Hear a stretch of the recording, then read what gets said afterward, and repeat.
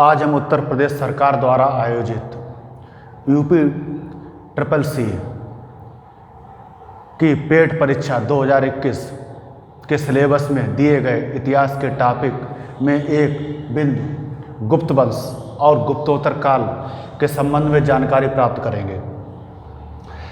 गुप्त वंश का आरंभिक राज्य उत्तर प्रदेश और बिहार में था और गुप्त लोग संभवतः जो उनके पूर्ववर्ती कुषाण शासक थे उनके सामंत थे और ये संभवतः इनको ब्राह्मण जाति का माना जाता है। वैसे कुछ लोग इन्हें वैश्य जाति से भी संबंधित करते हैं। गुप्त वंश का प्रारंभिक शासक चंद्रगुप्त प्रथम था, जिसने महाराजा धीराज की उपाधि को ग्रहण किया था। चंद्रगुप्त प्रथम ने ही गुप्त संवत चलाया और गुप्त वंश का वास्तविक संस्थापक चंद्रगुप्त जो प्रथम उसे ही माना जाता है। इसके बाद चंद्रगुप्त प्रथम के पुत्र समुद्रगुप्त का नाम आता है। समुद्रगुप्त के समय सामंतवाद का उदय हुआ और इसमें विकेंद्रीकरण शासन की नीति को आगे रखा गया, अर्थात समुद्रगुप्त ने जागीरों को छोटे छोटे जागीरदारों या सामंतों में बांट दिया और उन्हें शासन करने की अनुमति स्थानीय स्तर पर दी। और समुद्रगुप्त के जो युद्धों का वर्णन है या सामरिक विजयों का वर्णन है वो प्रयाग प्रशस्ति एक ग्रंथ है, उसमें दिया गया है। इस ग्रंथ को हर्षेण ने लिखा था। उसके बाद चंद्रगुप्त प्रथम के पुत्र समुद्रगुप्त के सैन्य अभियानों के दौरान शक, कुषाण तथा मुरुंड आदि जाति के शासकों ने समुद्रगुप्त की अधीनता को स्वीकार किया। समुद्रगुप्त ने अश्वमेध यज्ञ भी किया और विंसेंट स्मिथ एक इतिहासकार थे, अंग्रेज इतिहासकार। उन्होंने समुद्रगुप्त को भारत का नेपोलियन कहा, क्योंकि समुद्रगुप्त ने नेपोलियन जो फ्रांस का शासक था उसकी तरह दक्षिण भारत तक अपने राज्य को विस्तृत किया था। इसके बाद समुद्रगुप्त को कवि, संगीतज्ञ और विद्या का महान संरक्षक बताया गया और इसे कविराज की उपाधि दी गई। समुद्रगुप्त ने महान बौद्ध भिक्षु बसवबंधु को संरक्षण दिया। इसके बाद समुद्रगुप्त के बाद चंद्रगुप्त द्वितीय शासक हुआ और चंद्रगुप्त द्वितीय के अन्य नाम थे विक्रमांक, विक्रमादित्य, परम भागवत आदि। चंद्रगुप्त द्वितीय के समय पाटलिपुत्र और उज्जैनी विद्या के प्रमुख केंद्र थे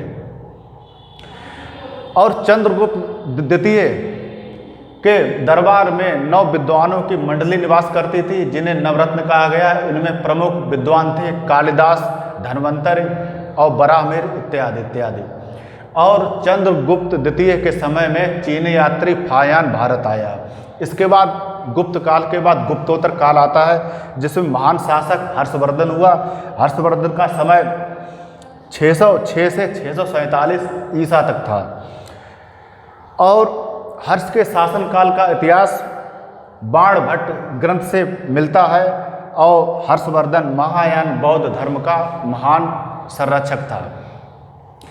हर्षवर्धन ने भी भूमि देने की सामंती जो प्रथा थी उसे प्रारंभ किया और कन्नौज को अपनी राजधानी बनाया और चीनी यात्री ह्वेनसांग हर्षवर्धन के शासनकाल में ही भारत आया था। हर्ष को साहित्यकार सम्राट भी कहा जाता है, क्योंकि हर्ष ने कई महत्वपूर्ण ग्रंथों की रचना की, जिनमें थे प्रियदर्शनी, रत्नावली और नागानंद। इसके बाद चालुक्य नरेश पुलकेशिन द्वितीय ने नर्मदा नदी के तट पर हर्षवर्धन को हराया और दक्षिण भारत में हर्षवर्धन को आने से रोका। हर्षवर्धन का दूसरा नाम शिलादित्य भी था और हर्ष के समय कन्नौज पर अधिकार प्राप्त करने के लिए त्रिकोणात्मक संघर्ष हुआ। लगभग 200 वर्षों तक ये संघर्ष पाल, गुर्जर, प्रतिहार और राष्ट्रकूट शासकों के बीच हुआ और इस संघर्ष का समापन महान मिहिर भोज जो एक गुर्जर प्रतिहार वंश का शासक था उसके समय में हुआ।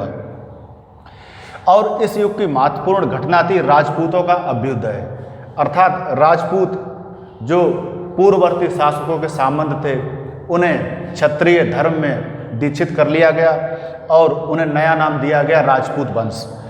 इसके बाद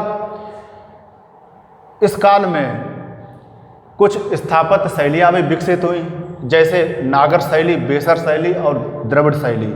ये मंदिर निर्माण और भवन निर्माण की प्रमुख शैलियाँ थी। तो सबसे पहले आता है नागर शैली। नागर शैली उत्तर भारत से हिमालय से लेकर विंध्य पर्वत तक के क्षेत्र में यह शैली प्रचलित थी और इस शैली में जो मंदिर बनाए गए, जैसे पुरी का जगन्नाथ मंदिर बनाया गया, इसे अनंत वर्मा शासक ने बनाया। कोणार्क का सूर्य मंदिर नरसिंह देव ने बनाया। खजुराहो का मंदिर चंदेल शासकों ने बनवाया और दिलवाड़ा का जैन मंदिर राष्ट्रकूट वंश के शासकों ने बनवाया। इसके बाद बेसर शैली आती है।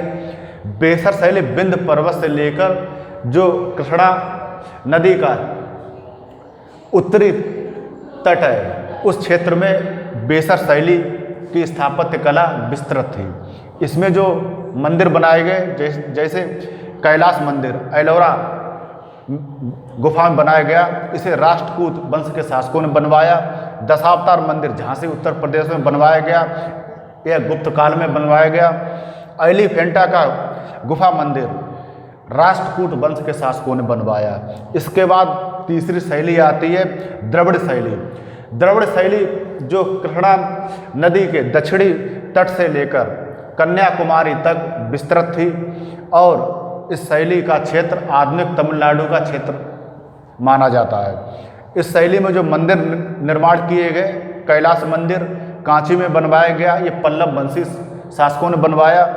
बृहदेश्वर मंदिर तंजौर में बनवाया गया, ये राजा राज चोल ने बनवाया। और गंगई कोंड चोलपुरम का मंदिर राजेंद्र चोल ने बनवाया। तो ये तो हुआ गुप्त वंश और गुप्तोत्तर काल से संबंधित सामान्य जानकारी।